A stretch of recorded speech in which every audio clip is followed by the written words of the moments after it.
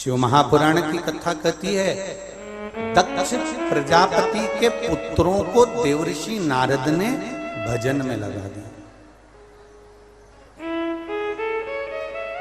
एक बेटी हुई जिसका नाम था स्वधा।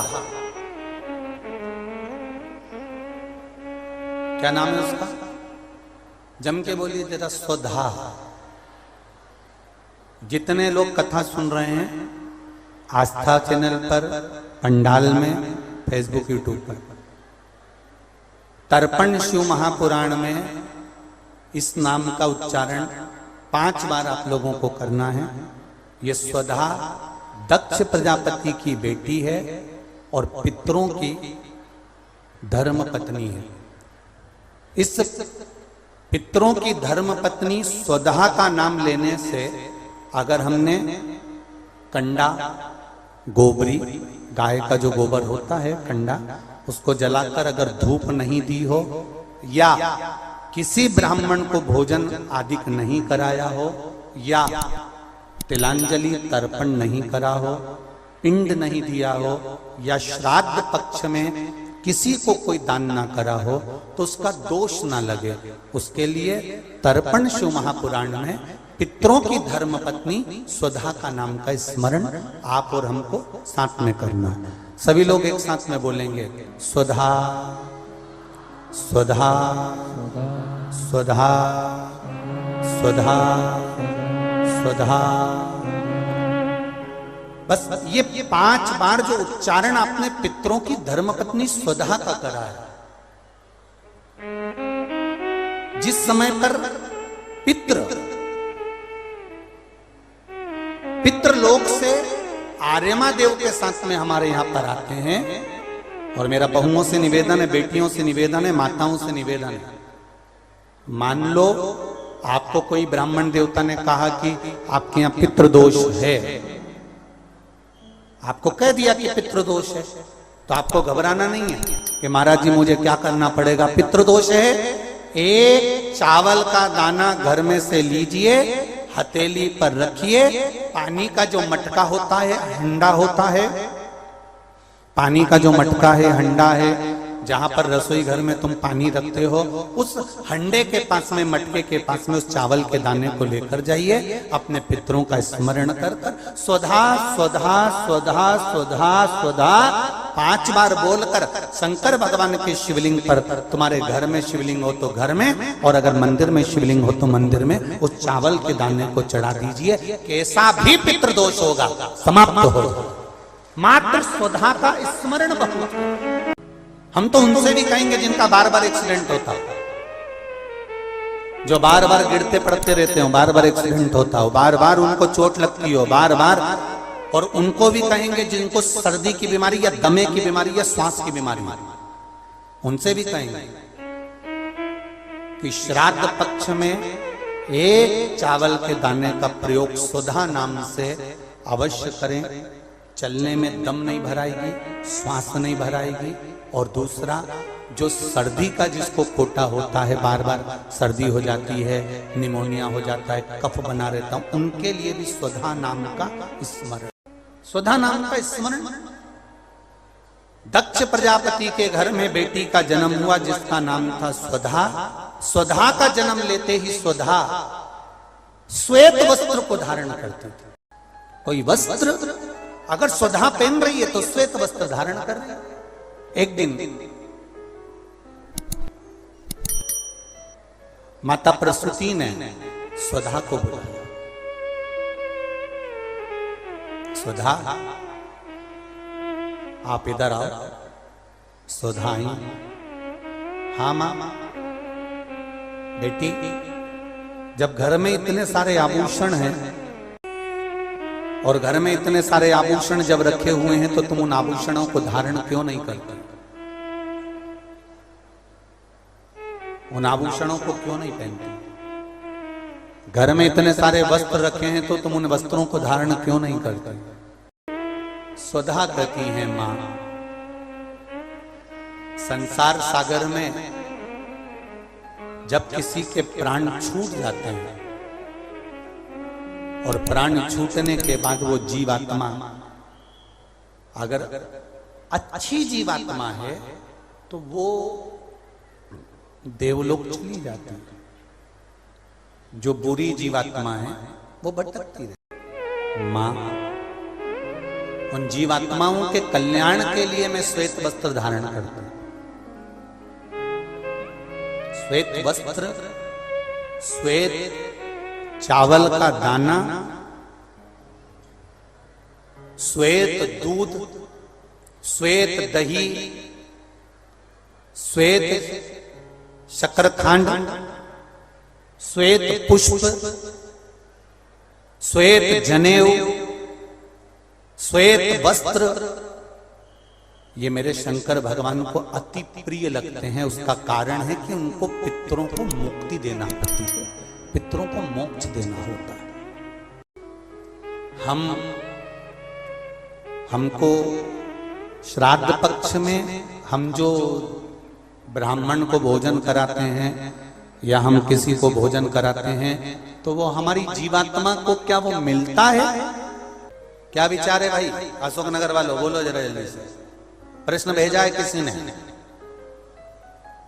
हम अगर किसी ब्राह्मण को भोजन करा रहे हैं, हम किसी को भोजन दे रहे हैं तो वो हमारी जीवात्मा को मिलता है? 3 प्रश्न हैं और तीनों प्रश्न का उत्तर जरा देखिएगा, बड़ा ध्यान रखना। और जिसने प्रश्न करा है वो ध्यान से सुनना भाई। हमने ब्राह्मण को भोजन कराया, हमने संत को भोजन कराया, हमने गुरुजी को भोजन कराया, तो वो मिलेगा?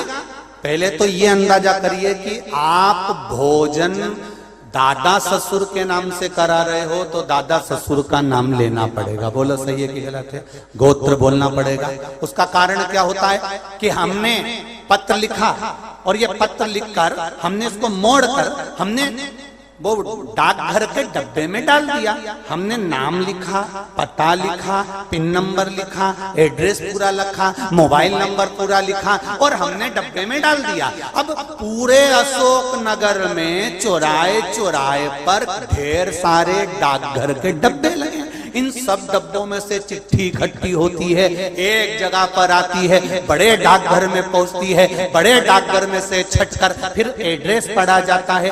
एड्रेस में तुम्हारा नाम पढ़ने का बाद में पहले ये पढ़ेंगे कि पिन नंबर क्या है, फिर पढ़ेंगे कि शहर का नाम क्या है। उसमें लिखा होगा गुना और गुना का पिन नंबर डाला होगा तो चिट्ठी को छाट छाट कर अलग रखते जाएंगे। अब गुना में ये चिट्ठी बड़े डाकघर में जाएगी, बड़े डाकघर में चिट्ठी पहुंची गुना के। अब वहां पर बैठकर छाटा गया कि बजरंग कॉलोनी के पास कौन रहता है, तो एलआईजी के पास कौन रहता है, तो चारभुजा नाथ जी के पास कौन रहता है, तो राजेश्वर मंदिर के पास कौन सा रहता है, कौन से वार्ड में रहता है, उसको छाट कर अलग रखा जाएगा। फिर वहां के डाकघर वाले व्यक्ति को, उस डाकिया को वो दिया जाएगा और उससे कहा जाएगा कि ये चिट्ठी पहुंचा दो। अब जरा प्रोसेस देखिए, डाली थी अशोक नगर में, इतने सारे डब्बों में इकट्ठी होकर एक डब्बे की चिट्ठी एक जगह पर इकट्ठी हुई बड़ी डाकघर में।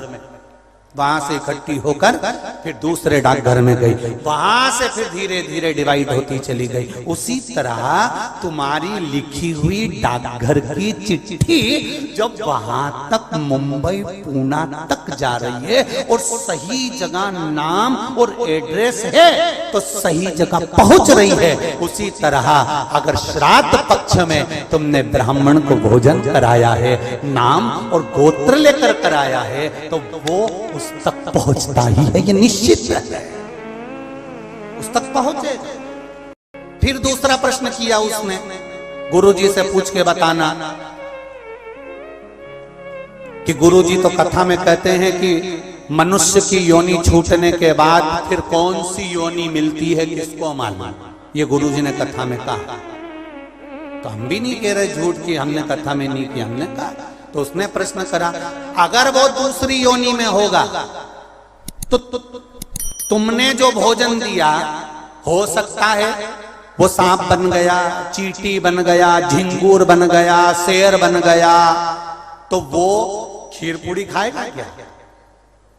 और पंडित जी को तो खीर पूड़ी खिलाने का बोलते हैं। फिर जब वो दूसरी योनि में पहुंच गया तो उसको खीर पूड़ी कैसे मिली, पंडित जी से गुरु जी से पूछ के बताओ। तो हमारा निवेदन है, जब हम यहाँ से रुपया अमेरिका भेजते हैं तो वहां हमारा इंडियन पैसा नहीं होता, वहां डॉलर में चेंज हो जाता है। उसी तरह खीर पूड़ी भी डॉलर में चेंज हो जाती है, जैसा वो खाएगा वैसा उसे मिल जाएगा।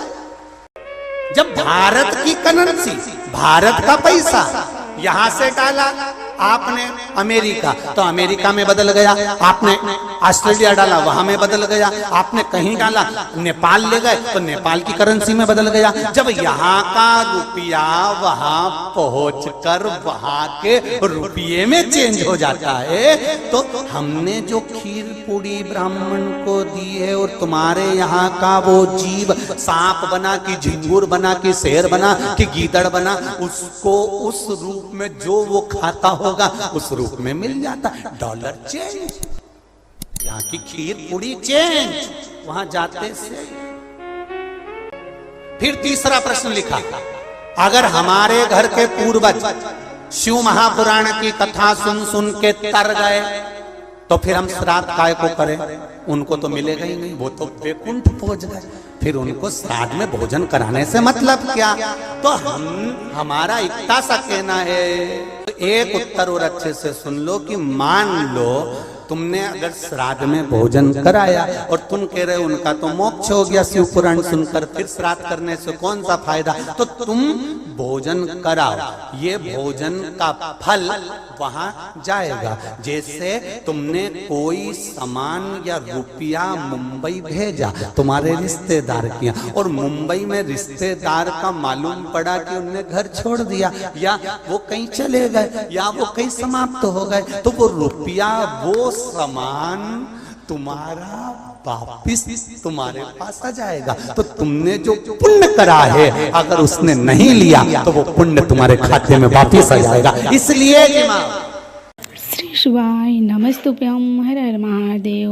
पूज्य गुरु जी पंडित प्रदीप मिश्रा जी द्वारा बताए गए उपाय, श्राद्ध पक्ष में किए जाने वाले उपाय बहुत ही महत्वपूर्ण होते हैं। अपने पितरों और अपने पूर्वजों के लिए ये उपाय आप ज़रूर करिए, और आशा करती हूँ यह वीडियो आपको पसंद आई होगी। वीडियो पसंद आई होगी तो वीडियो को लाइक करें, चैनल पर नए हैं तो चैनल को सब्सक्राइब करना ना भूलें, कमेंट में हर हर महादेव ज़रूर लिखें।